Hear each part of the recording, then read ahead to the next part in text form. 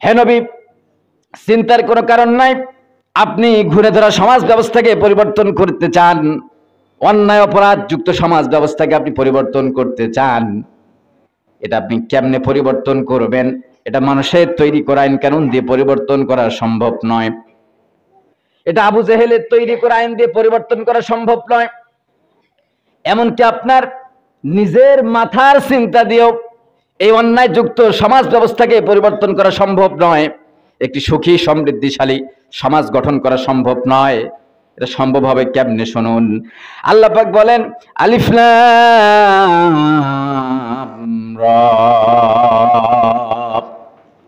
কিতাবুন আনজালনাহু ইলাইকা লিতুখরিজান নাসা মিনাজ যুলুমাতি ইলান নূর।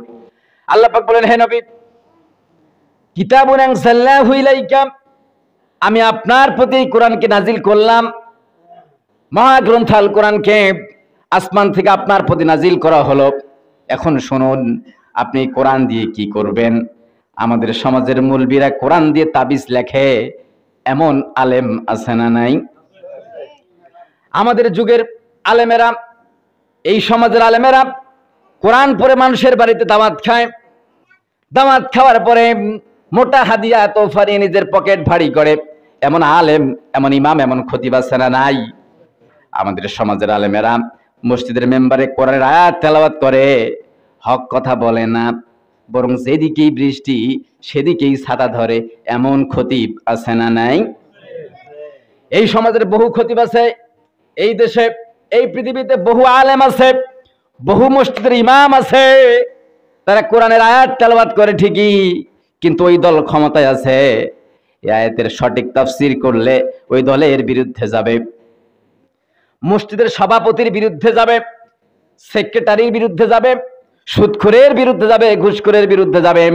আয়াতের সঠিক তাফসীর করা যাবে না, বরং জনগণকে ধোঁকা দিয়ে বোকা বানিয়ে ওয়াজ নসিহত করে নামাজ শেষে দোয়া করার পরে মাস শেষে হাদিয়া নিয়ে পকেট ভারী করে, এমন জঘন্য গোলালু মুনাফিক মার্কা আলেমও আছে না নাই? কিন্তু আল্লাহ পাক বলেন, নবীজি ও আমার হাবিব, এই কোরআনকে তাবিজ লেখার জন্য আপনার প্রতি নাজিল করলাম না। এই কোরআন দিয়ে আপনি মানুষের বাসায় কোরআন পড়ে দাওয়াত খেয়ে নিজের পকেট ভারী করবেন, এই জন্য নাজিল করলাম না। বরং এই কোরআনকে নাজিল করলাম কেন শুনুন।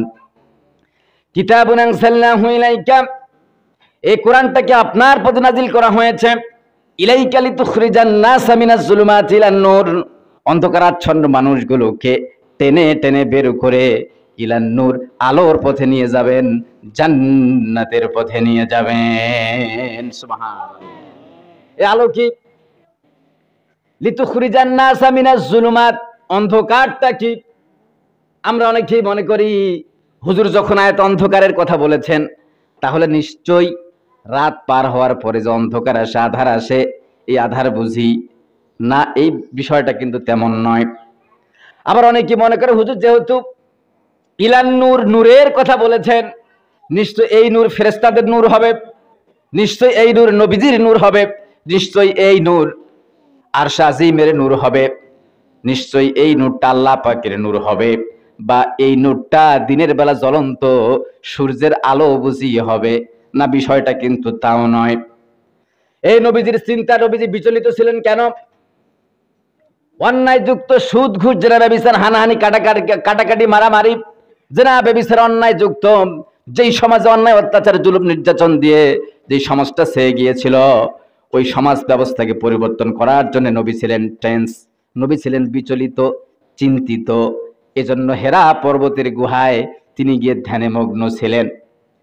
আল্লাহ পাক এখানে লিতুখরিজান নাসা মিনাজ যুলুমাতি ইলান নূর, এই জুলুমাতটা হলো জাহিলি যুগে ছিল সুদ, ঘুষ, জেনা, ব্যভিচার, হানাহানি, কাটাকাটি, মারামারি, অন্যায় অত্যাচার, জুলুম নির্যাতন, টেন্ডারবাজি, মাস্তানি, এত সব অপরাধ দিয়ে যখন সমাজ ব্যবস্থা ছেয়ে গিয়েছিল, তখন আল্লাহ সুবহানাহু ওয়া তাআলা কোরআন নাজিল করে জানিয়ে দিলেন, হে নবী, আপনি যদি অন্যায় অত্যাচার দূর করে একটি সুখী সমৃদ্ধিশালী সমাজ ব্যবস্থা গঠন করতে চান, একটি সমাজ কায়েম করতে চান, তাহলে এই কোরআন পড়ুন, এই কোরআন তেলাওয়াত করুন।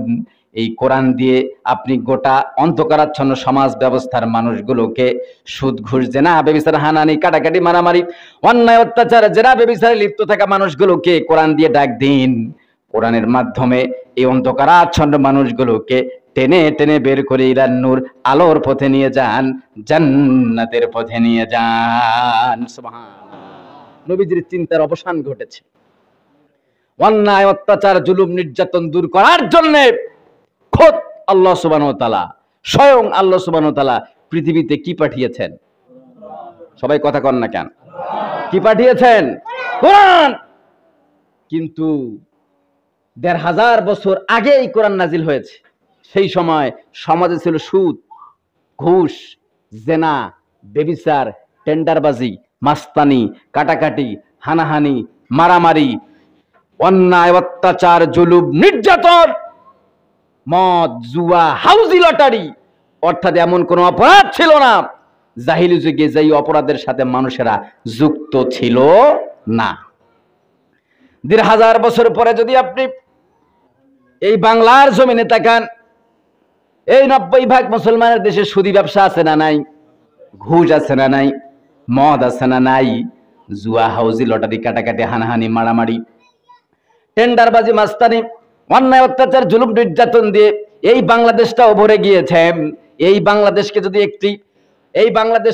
একটি শান্তিপূর্ণ রাষ্ট্র ব্যবস্থায় পরিবর্তন করতে চান, এই বাংলার জমিনকে, এই সমাজকে, এই দেশকে, এই রাষ্ট্রকে যদি সুখী সমৃদ্ধিশালী করতে চাই, তাহলে বিশ্বাস করুন ১৫০০ বছর আগেও যেমন কোনো কোরআনের বিকল্প ছিল না, এই বাংলাদেশকে সুখী সমৃদ্ধিশালী একটা সোনার বাংলাদেশে পরিণত করতে চাইলেও আল কোরআন ছাড়া অন্য কোনো কিছু দিয়া সম্ভব হবে না।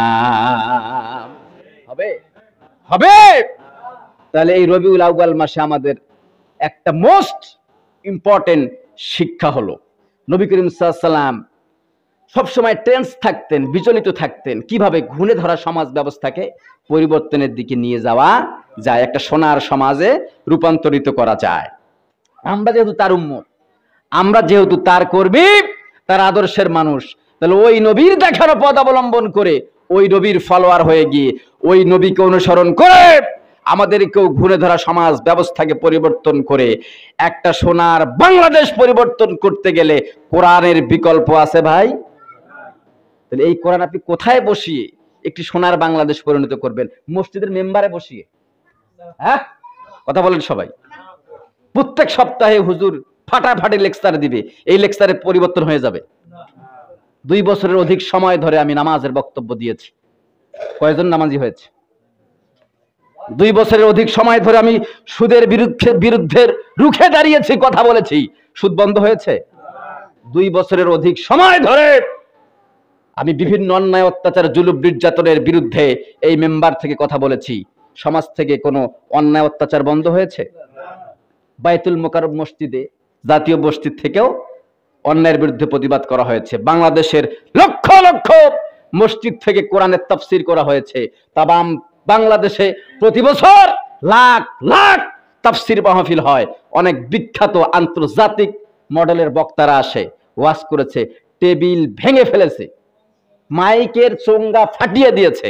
সমাজ থেকে অন্যায় পরিবর্তন হয়েছে? অন্যায় উৎখাত হয়েছে? হয় নাই।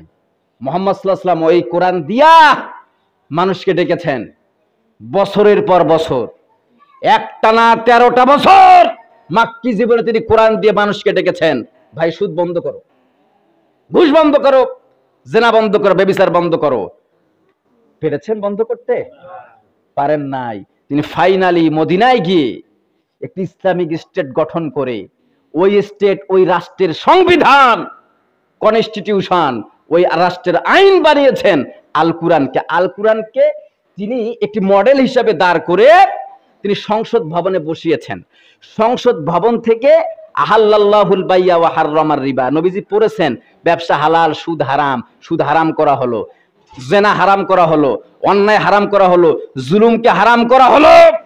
এভাবে একটা একটা অন্যায় তিনি কোরআনের আয়াত পড়েছেন, ওই আয়াতগুলো তিনি আইনের পাতায় এনে আইন পাশ করে তারপরে তিনি আইন পাশ করে 10 বছর দেশ পরিচালনা করেছেন। ওয়াল্লাহি আল্লাহর কসম করে বলি, সেই সময় মক্কা মদিনার ভূখণ্ডে অন্যায় করা তো দূরের কথা, অন্যায় করতে চাইলে মানুষের পেশাব করার উপক্রম হয়ে যেত, ঠিক কিনা?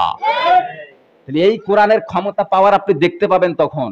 এই কোরআনুল কারীমটা এই বাংলাদেশে মসজিদগুলোতে না থেকে এখান থেকে বের করে জনগণের সংসদ ভবনে বসবে, যখন সোনার বাংলাদেশ পরিণত হবে তখন, ঠিক কিনা?